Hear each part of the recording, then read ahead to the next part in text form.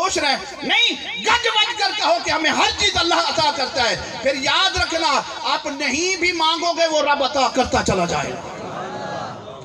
ہمیں دیتا کون ہے, دینے والا کون ہے, عطا کس نے کیا.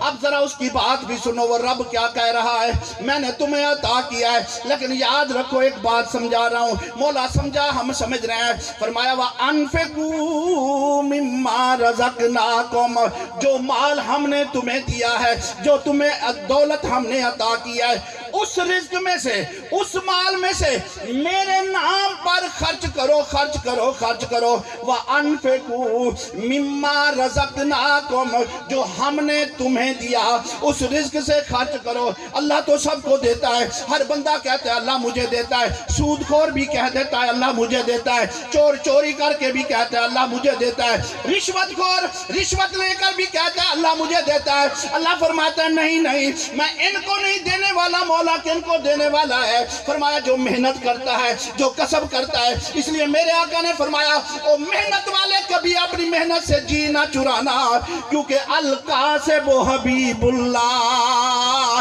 محنت کرنے والا اللہ کا دوست بن جاتا ہے.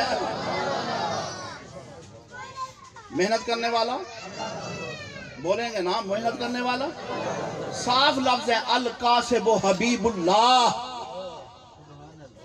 میرے آقا نے فرمایا جب کوئی آپ کے پاس کام کرے نا, اور جب وہ کام اختتام کر رہا ہو تو آپ مزدوری لے کر کھڑے ہو, اس کی اجرت لے کر کھڑے ہو, اور اس کا پسینہ بھی ابھی نہ سوکھا ہو, آپ نے اس کو اس کا اجر دے دیا, اس کی مزدوری دے دی, عرش کا مالک خوش ہو جاتا ہے, فرماتا ہے جنت میں اس کا گھر بنا دو.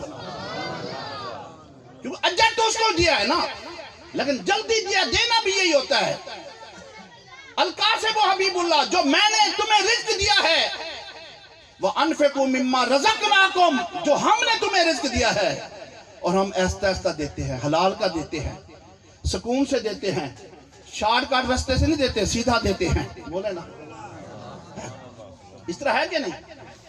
جو طریقہ میرے محمد نے بتایا اس طریقے پر رب کہتا ہے میں دیتا ہوں, اور جو میں رزق دوں اس سے خرچ کرو.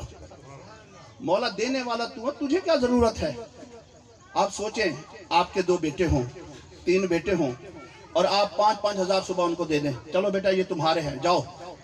2 بیٹے جاتے ہیں کھاتے پیتے ہیں, ایک بیٹا جاتا ہے بازار کے اندر, والد کے لیے نیا لباس لیتا ہے, اس کے لیے کوئی اچھا سا جو ہے نا سامان لیتا ہے, اور پھر واپس آتا ہے اسی پیسوں میں سے جو اس کے والد نے دیا ہے. اب تینوں آئے کھڑے ہیں اور والد پوچھ رہے بتاؤ کیا کیا کیا ہے, تو 2 کہیں جی آپ نے دیا تھا, ہمارے لیے تھا, ہم نے اپنی ذات پر خرچ کر دیا ہے. اور ایک بیٹا کہے بابا جی میں نے اس میں سے کچھ آپ کی ذات کے لیے بھی خرچ کیا ہے,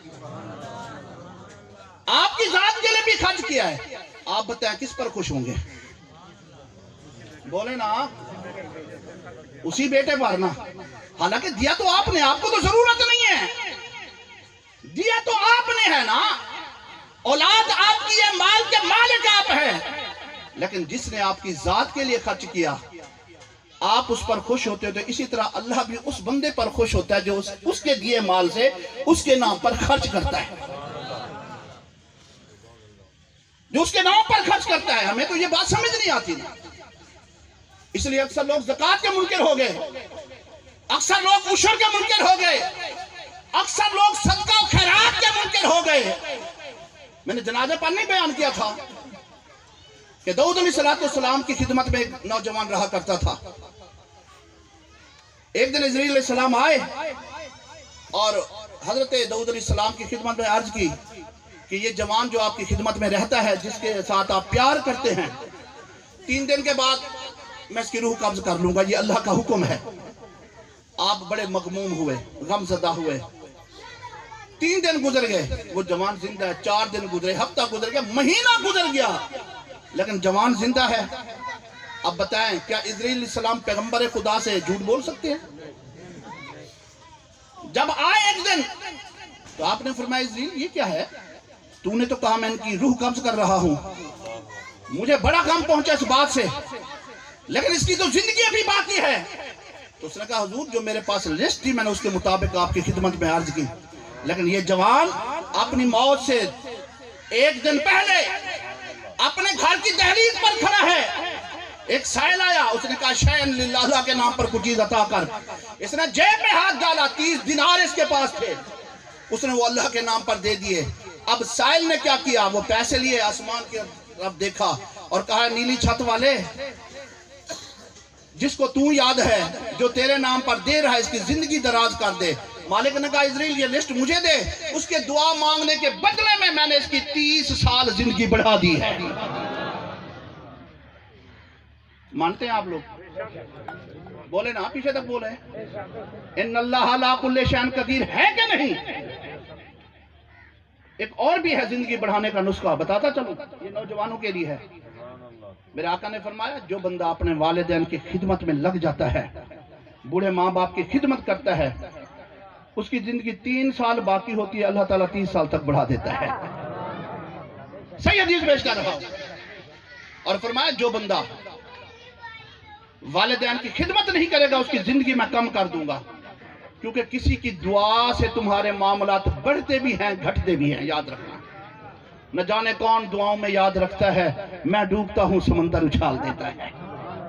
کسی نہ کسی کی دعا ہوتی ہے، یاد رکھنا۔ اس لیے میرے آقا نے فرمایا جب دو مسلمان آپس میں ملیں، جب جدا ہونے لگے تو ایک دوسرے کو کہیں یار تو میرے لیے اللہ کی بارگاہ میں دعا کرنا، وہ بھی کہے یار تو بھی میرے لیے دعا کرنا۔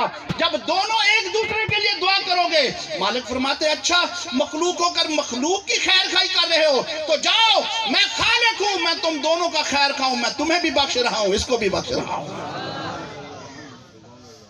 یہ کبھی تو ہم نے سوچا نہیں ہے نا۔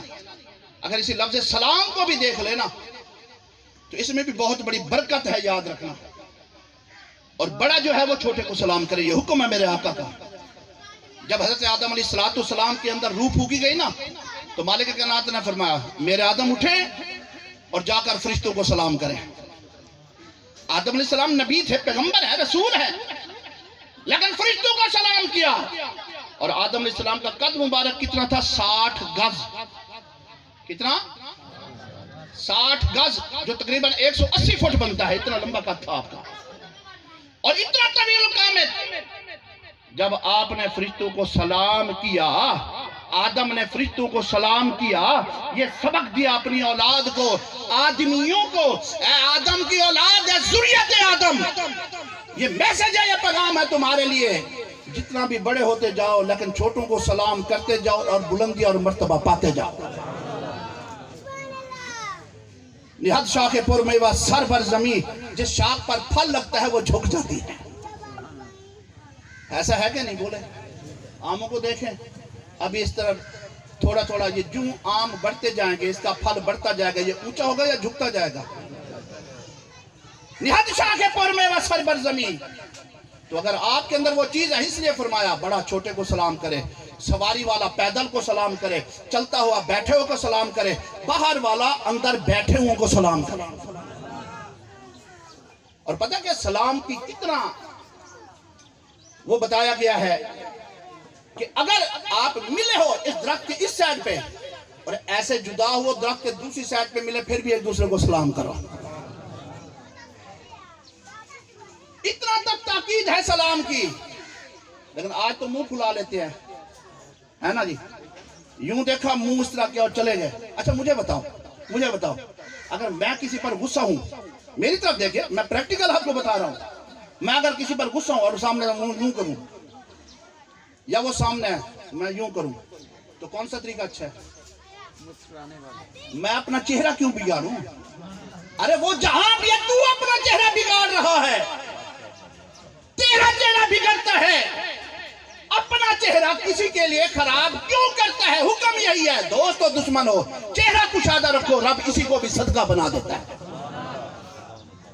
پھر آقا نے فرمایا ہر صبح کا آغاز صدقے سے کرو، وَلَوْ كَانَ بِشَقِّ التَّمْرَةِ، اگرچہ کھجور کا ایک ٹکڑا کیوں نہ ہو، یا رسول اللہ جس کے پاس وہ بھی نہ ہو، فرمایا جب باہر نکلے، جو بھی نکلے باہر ملے اس کو کشادہ دلی سے اور ہنستے ہوئے چہرے سے اس کو ملتا جائے، رب اس کے لیے یہ صدقہ بناتا جائے گا۔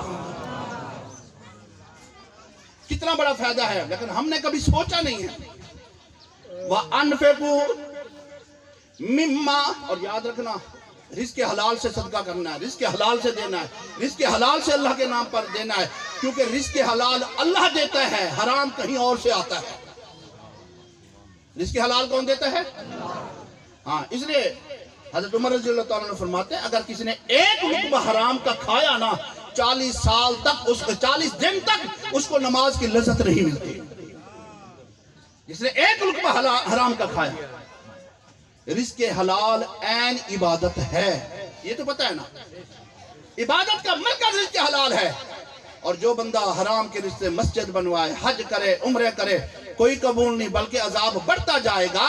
یہ کپڑا جو ہے اگر پلیت ہو جائے اس کو پاک پانی سے دھونے کی ضرورت ہے. اگر پیشاب سے دھو گے تو یہ زیادہ پلیت ہوگا، کبھی پاک نہیں ہو سکتا. سچ ہے کہ نہیں؟ بولے نا، خاموش کیوں ہیں؟ میں غلط بات کروں تو مجھے ٹوک دیں، میں جواب دوں گا اس کو. سچ ہے تو سچے لوگوں کا ساتھ دیا کرو. کوئی بندہ حرام کی خاطر ہے، حرام کا